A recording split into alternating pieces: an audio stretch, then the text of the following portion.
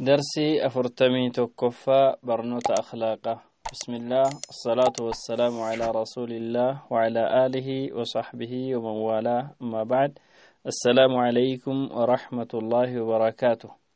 برنوت أخلاقه متدرين كن هراء المزاح كان جدوتا. مزاح جتشون الدعابة وهو نقيض الجد. قوسو جتشودا قوسو dhugaadu yani haqiiqaatun ta'in yani bifa qoosaatiin haasa'uu jechuudha. bifa qoosaatiin haasa'uu, taphachuu, hojjechuu. gama biraa almubaasatatu ila alghayri ala jihati talattufi wal isticxaafi duuna adiyyatin. salphisanii yani fuula namatti ifanii, nama biraatti fuula ifanii gad of salphisanii ofitti qabuudhaaf, nama sana ofitti itti qabuuf isa ofitti qabuudhaan otuu rakkoo isarraan hin gahin haala kanaan namatti dhufuutu mizaaha jedhama. isa kanarraa irra caalaa immoo gaafa fakkeenyota ilaallu ifa ta'uu danda'a hiikti qoosaa jedhu kun. mizaaha ilaalchisee yookiin qoosaa ilaalchisee hadiisonni garaa garaa jiru.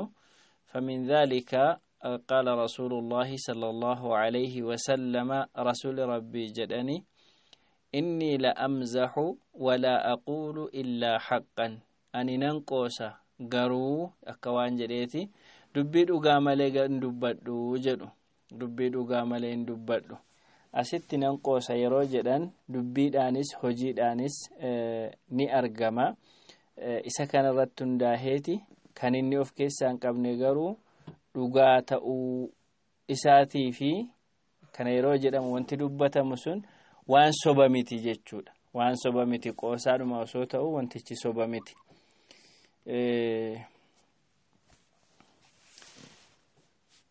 عن عبد الله بن أبي ليلى قال حدثنا أصحاب رسول الله صلى الله عليه وسلم أنهم كانوا يسيرون مع رسول الله صلى الله عليه وسلم. sahaabonni ergamaa rabbiiti wajjin deemu turan fi masiirin karaa deemsa wayii keessatti. fanaama rajulun minhum, jara keessaa namichi tokko rafee.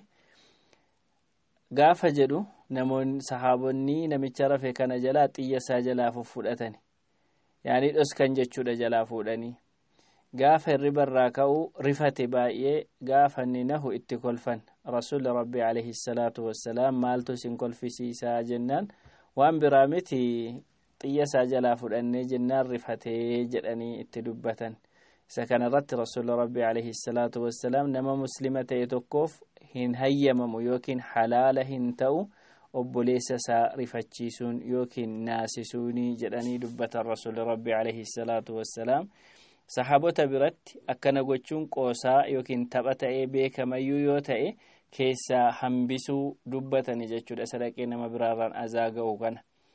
egaan qoosaan yookiin taphachuun, dubbii sasalphaa haasa'anii taphachuun akka hundee qabu yookiin akka jiru agarsiisa. umar ibn abdul aziz akka jedhutti radiyallahu anhu imtanicuu min almizaahi taslam lakum al-araadu. qoosaarraa dhiisa, irraa dhowwamaa jechuun kun qoosaa dhiisa, maqaa keessantu isiniif nagaa baha, maqaan keessan nagaa argata, maqaan keessan hin baduu jedhee dubbata. Ali radiyallahu anhu waajaha mura'aa keessaa lakkaa'ama, namummaa keessaa lakkaa'ama jedhe. sana keessaa tokko yeroo karaa deeman mizaaha yookiin macsiyaa, wanta macsiyaan taane qoosuudha jedha. yani iddoo qaba qoosanii taphachuun, iddoo guddaa qabaa jechuudha. rasuulli rabbiis alayhi salaatu wassalaam hojjetanii jiru. isa keessaa sirriin taane dhowwanii jiru. salafoonnis isaan irraa fudhatanii wanta jiru dhugoomsa duukaa deemaa jiru jechuudha. gama biraatiin hukmiin mazaah qoosaa kun maal ta'a yoo jedhamu, almizaahu mubaahun waqad yustahabbu idhaa kaana fiihi taxyibu nafsi almukhaaxabi. qoosaa qoosuun, taphachuun hayyamamaadha, mubaah yani gochuu danda'a, dhiisuu danda'a namni, ifaadha jechuun. wanti kun mubaaha ta'aaf nama kanaaf yeroo tokko tokko jaallatamaa yerootti ta'uu qaba gaafa nama itti dubbatamu namatti qoosamu kana qalbii isaa gammachiisuun barbaadame mukuu baasuu yoo barbaadame seera shari'aatiin daanga'eera taanaan seera isaa eeggateera taanaan ni ta'a jedha kana laalchisee Imaam an-Nawawi rahimahullah yaada kanarratti kenna qoosaan inni dhowwamaa ta'e isa namni keessatti daangaa darbe kana jechuun kan inni yeroo hundumaa isuma hojjetaa taa'u isa kanatu dhowwamaadha jedha inni kun qalbii nama goskaa zikriirraa nama ko'oomsaa dhimma diiniif yaaduu nama dhowwaa yeroo namaa balleessaa akkasumas ammoo akka namni nama biraa rakkoo irraan ga'uu taasisa akka jibbaan gidduu namaatti dhufu taasisa kabajaa fi ulfina nama dhabsiisa kanaafu qoosaan daangaa darbe dhowwaadha jedha kanammoo daangaa darbuu dhabee mu'tadil yookiin giddu galeessa ta'e akka ergamaan rabbii hojjetanitti gaafa ta'e inni kun sunnatun mustahabbaadha jennaanii jedha Imaam an-Nawawi rahimahullah kanarraa ka'uutiin qoosaan akka iddoo qabuu fi inni seera qabeessaan deemu akka mubaaha ta'e agarsiisaa jechuudha dhowwaan ergamaa rabbiis yookiin ammoo dhowwaan ergamaan rabbii laa tumaazih akhaaka walaa tumaari akhaaka walaa tumaazihu obboleessa keetiin hin morminis ittiin qoosin hadiisni jedhu jira hadiisaan sahiha yoo jedhame inni isaan irraa dhowwan isa daangaa darbe kana isa daangaan darbine garuu yookiin isa seera qabeessaan ta'e ergamaan rabbii hojjetanii sahaabota agarsiisaniiru jechuudha قارين أكجدت صرح العلماء بأن المزاح بشرطه من جملة المستحبات سيرة سائقة تانان قوسان مستحبات الرالك كاهما جتشو علموني إبسانيرو جدا قارين مزاحين بكلمة قدام توكو إسا جبما دا إني توكو أمو إسا جالة ما إني جبما دا جنو أكما أرمانو لتي إبسامي كان namichi keessatti waan dhowwaa ta'e keessa galudha waan irraa ittisame keessa galu fakkeenyaaf kanneen akka muslima rifachiisuu akka dubbii sobaa sobuu baay'isuu kanneen kana of keessaa qabataanaan inni kun isa jibbamaa ta'a inni jibbamaan kun rakkoolee garaagaraa fiduu danda'a rakkoonni fidu keessaa inni tokko al-ifraatu wal-mubaalaghatu fi al-mizaahi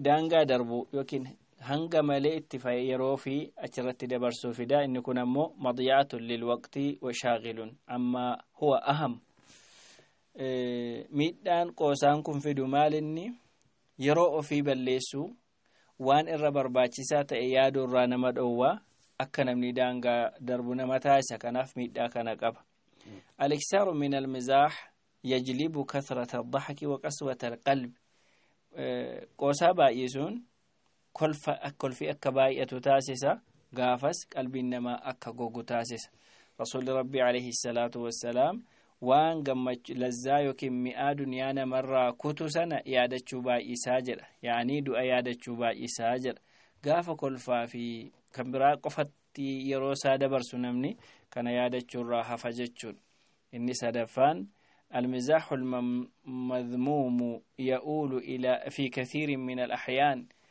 قوسان الربسمان كن وكي قوسان النجبمان كن yeroo baay'ee kan inni itti jijjiiramu nama azaa gochuu nama miidhuu dubbii kanaan qoosaa irratti namatti qoosanii azaa nama gochuu akka jibbaan gidduu namaatti babal'atu taasisuuf sababa ta'a qoosaan inni arrabsamaan kun kabaja qalbii namaa keessaa fuudha namni qoosaa akkasii kana baay'isu yeroo baay'ee kana dubbatu kabajan argatu akkasumas sodaan qabu ofumaa isaatii yeroo itti gara rabbii deebi'ee yaadatuun qabu jechuudha yaanni isaa waa'eedhuma qoosaati waan ta'eef kanneen kun miidhaa qoosaan jibbamaa ta'e fidu jechaadha gama biraa maali yoo hojjetan qoosaa dhowwaa ta'e kanarraa fagaatamaa maaltu akka irraa achirraa fagaatan nama taasisa yoo jedhamu tokkoffaa at-tafkiiru fil adraar miidhaa inni fidu yaaduudha miidhaa maaltu asirraa madda itti gallisaas akkam nama jibbisiisa gaafa qoosaan jibbamaan kun hojjetame nama jibbisiisa jedhanii yaaduun qabxii tokko kan akka qoosaa kana dhiisan nama taasisudha. Inni lammataa muraaqabatullah, namni rabbiin ofirratti sodaachuudha.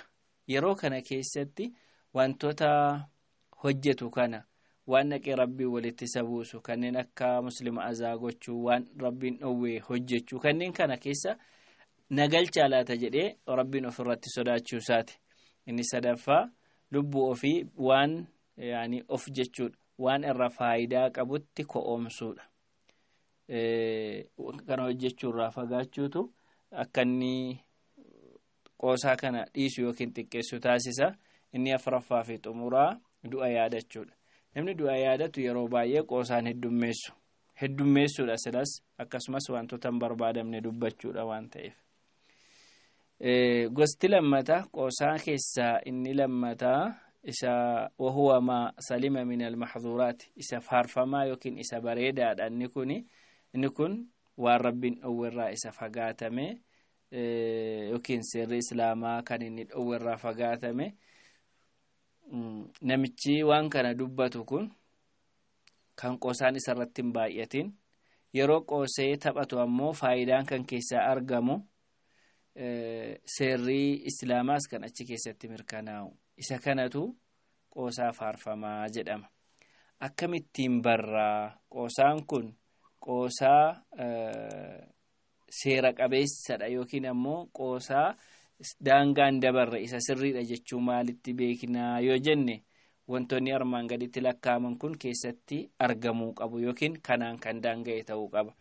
Tokkoffaa allaa yakuuna fiihi istihzaa'un bishay'in min umuuriddiin, qoosaa qoosamu kana keessa diiniitti qishinaa gochuun keessatti argamuu hin qabu. Qoosaan sun diiniitti qishinaa gochuu ta'uu hin qabu. Maaliif yoo jedhame diiniitti qoosuun, diiniitti qalladuun inni kun islimnaa namaa diiga waan ta'eef akka quraana keessatti ibsamee jiru. Inni lammataa ألا يتضمن المزاح سخرية أو استهزاء بالآخرين. نما كم برا تكيسو إسانين إنيسو أوف كيسا كان قبو تأوهن قبو كان أوف كيسا تكبتشو أبو قبا مالف جنة ورقو سينمت إنيسو دبتيت ربين تمررتي يوتوبتني راندبين فأولئك هم الظالمون. Jarrisun warra xinnaata warra miidhaa raawwate jedha waan ta'eef qoosaan sun nama biraa xinneessuu of keessatti qabachuu hin qabu. Of keessatti qabannaan isa dhowwamaa ta'eeraa jechuudha. Inni sadaffaa an yakuuna haadha almizaaxu bisidqin, dhugaadhuma ta'uu qaba qoosaan kun. Soba taanaan sobni dhowwaadha waan ta'eefi dhowwaa keessa galeera. Kanaaf rasuulli rabbii alayhi salaatu wassalaam ولا أقول إلا حقا أني دعام لهن دبّت يروسنا جدّني جرو ورنا ما كل في سيسود أبجدّي وان سبا دبّتو سي ببدّتو إساف جرا جدّني دبّتني جرو. إني أفرفا ألا يترتب عليه ضرر على الآخرين. سبب قوسا كناتين ميت أن مبرار رجعود أبود ميت أن مبرار رجعود أبو جتشون قوسا فجت نمني كم برام ميت أمون قبو نجاتي كراتيف. كان الراكاسنيت رسول ربي عليه الصلاة والسلام لا يحل لمسلم أن يروع مسلما. مسلم نتوكو مسلم برا سوداتشسو رفتشيسو هنك أبو جان قوسان سنة نما برا رفتشيس نما برا قدسيس ميت أثانان ركو إسرانغ هتانان قوسان كن أوما تآجتشون. إن شنفان ألا يتخذ المرء أن المزاح وعاداته Aadaa barsiifata isaa taasifachuudha. Yeroo hundumaa kan achi gorees goree qoosaadhaan lafa garagaggalchaa oolu ta'uu dhiisuudha. Sirriidhumatti hamma ta'uu qabu yoo ta'e malee yeroo hundumaa kan kana godhu ta'uu dhiisuudha. Inni jahaffaan an yuraa'i shakhsa alladhii yamzahu ma'a. Namicha wajjiniin qoosu kana ilaaluu qaba. Yaani namni kun nama wajjiniin qoosamuu qabu moo qoosamuu hin qabne. Yoo qoosaa kana wajjin haasa'e rakkoo biraatti geessa jibbaa fidaa kabaja isaa xinneessa jedhee ilaaluu qaba. Lafaa ka'eetuma qoosuudha. Qoosuun hin ayyamama jennaan yoo itti gale namni sun tarii sufahaa gowwaa ta'uutu mala, wallaalaa ta'uutu mala, nama yaani qoosaa kanaaf hin malle ta'uutu mala waan ta'eef haala nama ittiin qoosuu kana ilaaluutu irra jiraata. inni torbaffaan أن يخلو من المعاصي التي كثيرا ما تصاحب المزاح غير المنضبط. maasiyarraa walaba ta'uu qaba qoosaansa. maasiyaan yookiin cubbuun kan isa keessa hin jirre ta'uu qaba. yeroo baay'ee namni qoosaa qoosu hamii qaba, arrabaan yaani nyaaraan nama arrabsuu qaba, hidhiin nama arrabsuu of keessaa qaba qoosaan. kanneen kanatu yeroo baay'ee isaa wajjin wal qabata. kanaaf wantoota akkasii kanarraa walaba kan ta'e yookiin qulqulluu kan ta'e ta'uu qabaa jechuudha. inni saddeettaffaan ikhtiyaarul waqtil munaasib lil mizaax. yeroo barbaachisaa ta'e yeroo qoosaa kanaaf malu filachuu qaba. yeroo hundumaa namni qoosaaf hin malu. yeroo nama sanaaf qoosaan itti qoosamnaan isaaf bu'aa buusu yookiin ammoo isaa wajjiniin wal madaalu ta'uusaa ilaaluu qabaa jechuudha. bu'aan asirraa dhufu bu'aan qoosaa kanarraa dhufu almizaahul mu'tadil. inni giddu galeessa yookiin qoosaan madaalamaa ta'e akka namni isa jaallatu taasisa. nam tokko qoosaa madaalamaa yookiin seera qabeessa ta'e qoosa yoo ta'e namni akka isa jaallatu taasisa. jaalala namaa isa gidduutti uuma, akka namni isa barbaadu godha jechuudha. maaliif haasaa bareedaa mi'aawaa haasa'a waan ta'eef namni kun. inni biraa nama isaa waliin jiru mukuu baasa. namni sun hin gammada yeroo isaa wajjin hin jiraatu keessatti jechuudha. kanaaf isa barbaachisa. inni qabxiin sadaffaan cinqii inni qabu isarraa salphisa. namni sun hin cinqama, hin ko'oommata, hin dadhaba yoo ta'e gaafa qoosanii taphatan irraa salphataa jechuudha. egaa kanneen kun akka fakkeenyaatti akka bu'aa isarraa argamutti yeroo ta'u mee fakkeenyoti ergamaa rabbiirraa alayhi salaatu wassalaam argamaa ture jiraa yoo jedhame akka armaan gaditti ilaaluu yaanna. gaaf tokko rasuulli rabbi alayhi salaatu wassalaam yeroo jiran keessatti nama ismiin maqaan isaadha zaahiran jedhamutu jira ture. ergamaa rabbiitiif hadiyyaa erga baadiyyaa jiraata. ergamaan rabbiis gara isaatti waan ergu erga. inna zaahiran baadiyyatuna wa nahnu haadiruuhu jedha. nuti magaalaa zaahirammoo baadiyyaa keenya. namni kun firoota namoota keenya ta'anii baadiyyaa jiraatan keessaati. nuti ammoo nama isaa taanee warra magaalaa jiraatu jechuudha. inni baadiyyaa keenya nuti magaalaa isaati jedhanii akkasittiin yaadu turan. ni jaallatu nama kana. namni kun ni fokkisa ture, uumamni isaadha yaani fokkisaadha, namatti hin bareedu jedhu. gaaf tokko otuu namni kun lafa gabaa keessatti qodaa gurgurachaa jiru ergamaan rabbii karaa duubaatiin dhufanii ofitti isa qaban. namni kun maal jedha, nagadhiisi ati eenyu jedhee dubbatee booda gaafa garagalee ergamaa rabbii ta'uu baru dugdasaa laphee ergamaa rabbiitti hirkise. achi booda maal jedhu rasuulli rabbii alayhi salaatu wassalaam, man yashtari al-abda, eenyutu garbicha bita jedhanii haasa'an. eenyutu garbicha bita jennaani ergamaa rabbii otuna gurguratta ta'eyyuu gatiin koo rakasa, ani fokkisaadha, namni gatii gaariin nan bitu jechuu barbaadeeti. rasuulli rabbii alayhi salaatu wassalaam maal jedhaniin, ati rabbi biratti rakasa miti jedhaniin. ati baay'ee gatiin kee qaaliidha rabbi biratti jedhaniin nama kanaan. yaani hin qabanii ni kun qoosaadha duubaan qabuun akkuma beekamu akkasuma godhamasi. eenyutu garbicha bita jedhanii haasa'uunis gurraacha jedhanii dubbachuudha. inni kun amma haala kanaan rasuulli rabbii alayhi salaatu wassalaam qoosaa isaanii qosu yeroo kana ta'uu namarraa argu namni nama akkas namatti godhatu hin jibbu, ni jaallata malee, ofitti qaba malee. nama hundaan immoo akkas hin godhanu rasuulli rabbii alayhi salaatu wassalaam. nama hunda miti kan isaan akkas godhanus, yeroo hundas miti. kanaaf darbee ta'uu sin agarsiisanni kun wantoota namni hojjetus keessaa qoosaadha ta'ee kan beekamus akkasitti hojjetanii jiru rasuulli rabbii alayhi salaatu wassalaam. kun kan gochaadha isaan agarsiisan. gama biraatiin kan isaan dubbiidhaan dubbatan keessaa ammoo anna rajulan istahmala rasuulallahi sallallahu alayhi wasallam, namicha tokkotu ergamaa rabbiitiin waan yaabbadhee deemu naa kennii jedhee gaafate. istahmala na fe'i jedhee irra barbaada jechuudha. maal jedhu ergamaan rabbi inni haamiluka alaa waladinnaaka ilmoo gaalaattin si fe'aa jedhaniin ilmoo gaalaattin si fe'aa jennaani maalanitti godha yaa ergamaa rabbi ilmoo gaalaattii jedhe gaala sila ibila kan jedhamtu goromtii gaalaatu yookiin gaala ishee dhaltuutu gaala ishee yaabbatamtee deemtu dhalti mitiiree jedhan dubbichi dhugaadha ilmoo gaalaa ittiin si fe'a jechuun akka xiqqoo jechuutti fakkaate isatti kan isirraa wal horte jechuudha ergamaa rabbiitiif ammoo alayhi salaatu wassalaam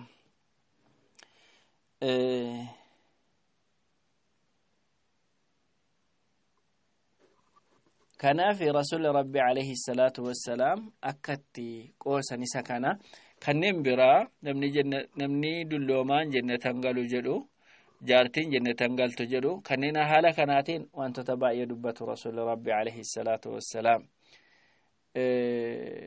قال ابن سيرين ليس من حسن الخلق الغضب من المزاح أمل غاري كباتشون أمل غاري الرهي لكام نمني ستقوسي جنان يودلني نمني سن أمل غاري كباتشو هنجد أمو جدا إغان علموني سلفا علموني زمانا اللي كولت قوسان كان دبتا جرو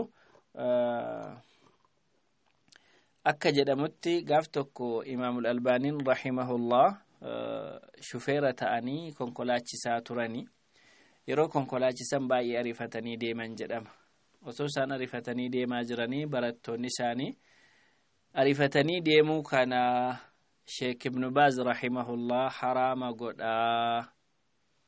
haraama jedhu isaanii jennaan imaamul albaaniin maal jedhu kuni fatwaa namaa konkolaachisee hin beekneeti tu konkolaachisanii beeku ta'e sila ariifatanii deemuu kana haraaman jedhanu jedha akkuma beekamu isaanii iji isaaniin argu ibnu baaz jechuudha booda barattoonni kun itti himnaa jedhanii ayyamsiisani waan ati jette kana dhaqnee itti himna ibnu baazitti jedhanii ayyamsiisnaan itti baa jedhanii imaamu albaaniin dhaqanii itti himanii akkas ariifachiisnaan ibnu baazin dhowwuu jenneetti himnaan fatwaan kun warra makiinaa oofee hin beekne tokkositti fatwaa godhe jedhanii jennaan inni kun ammoo fatwaan inni kun fatwaa nama gumaa kaffalee hin beekneeti jedhan isaan immoo yaani otoo gumaa kaffaleera ta'e abbaan isaa gad nama ajjeese waan ta'e balleesse sila adaba godhata gatii kana hin beekneef jedhanii jedhama kuni qoosaa jarrii fagootti walitti qalladanii wajjin taphatani yaani gidduu jara barattoonni deemsisanii ala kulli haal qoosaan gaafa nizaama godhate yookiin tartiiba godhatee deemu akkasittiin nama walitti fidaa wal gammachiisaa jechuudha egaan islimnaan alhamdulillah waa hundumaa keessa gala waan ta'eef wantoota nafsiyyaan namaa barbaaddus namaaf eegaa jechuudha darsi ittaanuun hanga walitti deebinutti haadha wa sallallahu wa sallama ala nabiyyina muhammad